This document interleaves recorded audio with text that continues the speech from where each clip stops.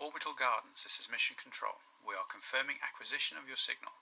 You are live in 5, 4, 3, 2... Hello and welcome to episode 16 of Gardeners of the Galaxy, a podcast for all of the sentient beings in the universe who have a passion for plants. I am Emma the Space Gardener and I will be your host as we explore gardening on Earth and beyond. The last 10 days have been interesting ones here in the Orbital Garden because not only are we still in lockdown, but we have been living without heating and hot water during the middle of winter. And there are another 10 days to go until we can get a new boiler fitted. We were coping okay with that, but then the oven broke as well. The new oven will come before the new boiler, but I am starting to feel that we're in some kind of disaster simulation. We have portable electric heaters to keep ourselves warm, but the hydroponicum and the hydroponic seedling tray are in rooms that we've closed off and aren't currently heating. They're hovering around the 10 to 12 degrees Celsius mark, but it doesn't seem to be bothering the salad vegetables. Possibly they're growing more slowly than usual, but we haven't noticed because we really don't fancy cold salad. So as we say good riddance to January, let's catch up on the space gardening news.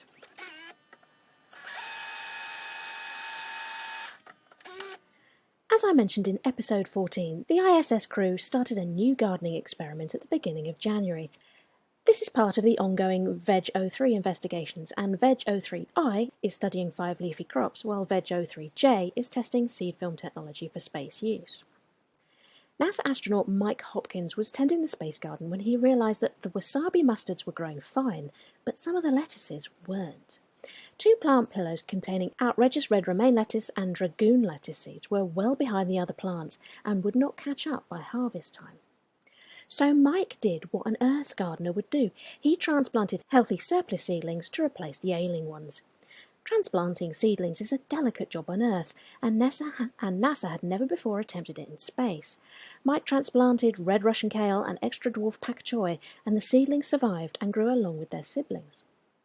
According to veggie program plant scientist Joya Massa, the behaviour of fluids in microgravity, generally a problem for plants, seems to have helped in this instance.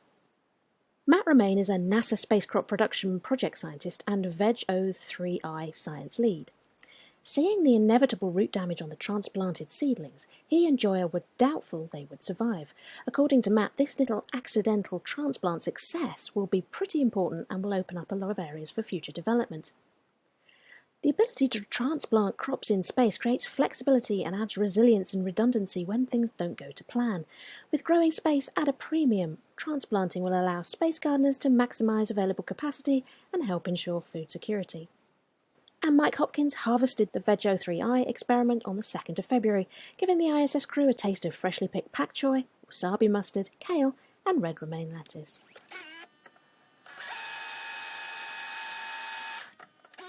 Axiom Space has announced that the first private flight to the International Space Station will take place in January 2022. A crew of private citizens will blast off on a SpaceX rocket and spend 8 days aboard the ISS. 3 men, American Larry Connor, Canadian Mark Pathy and Israeli Eitan Stib, are each paying $55 million for the privilege. The mission commander, Michael Lopez Alegria, is a former NASA astronaut now working for Axiom Space.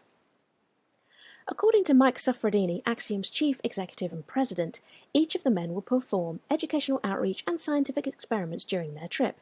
It remains to be seen whether any of them will become space gardeners.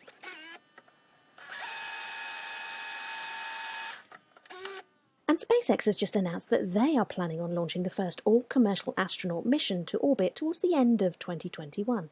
Inspiration 4 has been paid for by billionaire Jared Isaacman, founder and CEO of Shift4 Payments. He's donating the other 3 seats to members of the public, and the details of that are on the website inspiration4.com. So we've entered the era of commercial spaceflight and the number of launches has boomed. There's understandable concern about the carbon footprint of spaceflight. An article in the LA Times last year suggests that launching a SpaceX Falcon Heavy rocket into orbit will emit more carbon dioxide than the average car would in 2 centuries. However, there is some good news on that front as Blue Shift Aerospace has just launched Stardust 1, the first commercial launch of a rocket powered by bio-derived fuel. There are currently no details available as to what that biofuel is made with. However, its inventor Sasha Derry insists that it is entirely non-toxic, carbon neutral and cheaper than the traditional rocket fuel. He says it can be sourced from farms across the world.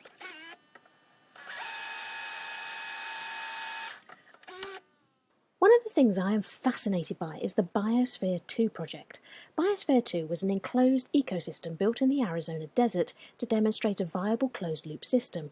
On the 26th of September 1991, the world watched as a crew of 8 biospherians sealed themselves inside for a 2-year mission.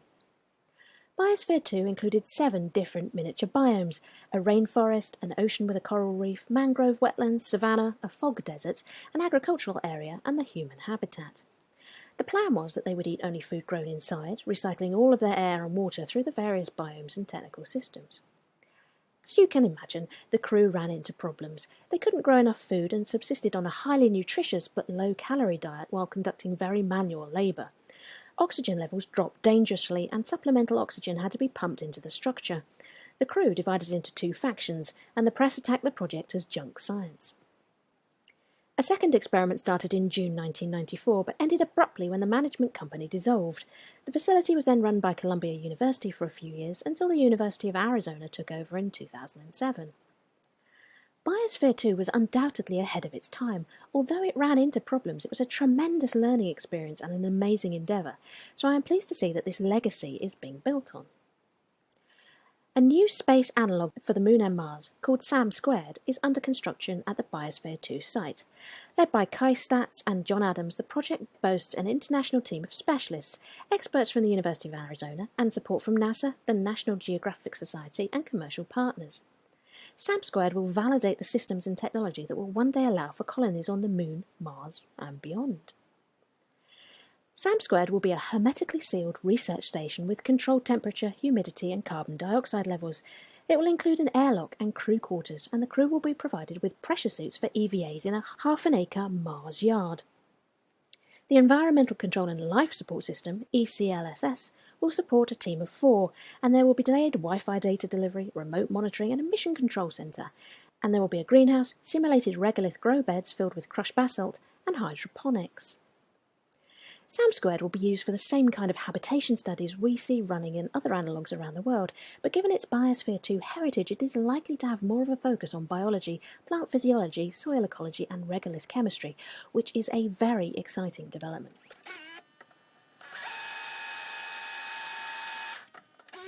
February is Black History Month in the USA. It's October in the UK, and this year's theme is The Black Family: Representation, Identity and Diversity. Last summer I started a project investigating which of NASA's black astronauts had had the chance to become space gardeners by conducting a plant experiment in space. I'm working through NASA's list of African American astronauts in alphabetical order. It's a labour-intensive process, and so far I have only found the time to look at the first 2. First on the list is Michael P. Anderson, who became an astronaut in December 1994 and spent more than 24 days in space on 2 shuttle missions. He was a mission specialist on STS-89. Launched on the 22nd of January 1998, Space Shuttle Endeavour completed the 8th Shuttle-to-Mir space station docking mission, delivering scientific equipment, logistical hardware and water. This was also the 5th and final exchange of a US astronaut, dropping off Andy Thomas and bringing David Wolf back to Earth. From what I have been able to learn, there were 2 astrobotany experiments on board, and I know that Michael worked with both of them. The Closed Equilibrated Biological Aquatic System, CBAS, was a freshwater habitat that aimed to be a self-stabilising artificial ecosystem for use in space and underground. It was based on prototypes of aquatic systems of different sizes developed and built at the CBAS Centre of Excellence at the University of Bochum in Germany. Tests on the ground demonstrated the ecological stability of a biological system consisting of swordtail fish, water snails and microorganisms as consumers, as well as hornweed plants and microalgae as producers. The CBAS mini-module went into space again on the STS-90 Neuralab mission. Its goal was to enable scientists to conduct various gravity-related experiments in the areas of zoology, botany and developmental biology, as well as in interdisciplinary areas such as scientific research on artificial ecosystems. The microgravity plant nutrient experiment, MPNE, tested a porous tube nutrient delivery technology to support plant growth in space. Launched with a dry nutrient delivery system and wheat seeds packed on germination paper, the plan was for the MPNE experiment to be activated on flight day 4, initiating germination of the seeds. A closed-loop feedback control system maintained the proper amount of nutrient solution on the surface of the porous tubes. MPNE contained enough nutrient solution to maintain healthy plant growth for 7 days. The crew would have monitored the experiment at regular intervals. Now, STS-89 landed safely on the 31st of January 1998. Sadly, Michael's second mission was STS-107 in February 2003, in which Space Shuttle Columbia disintegrated on re-entry with the loss of all crew members.